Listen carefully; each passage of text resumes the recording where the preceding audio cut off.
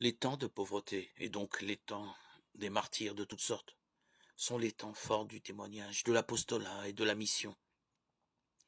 Dans sa pauvreté, nos communautés ne doivent pas se confondre plus avec le royaume, mais aspirer après lui. Elle ne s'adore pas elle-même, elle adore le Christ, elle se sait signe, et elle le devient en effet. C'est en ces temps, tout particulièrement, que l'Esprit de Dieu, s'il se soumet en quelque sorte à la dynamique humaine, peut aussi l'informer, la guider, la hâter vers une fin précise, qui est la parousie.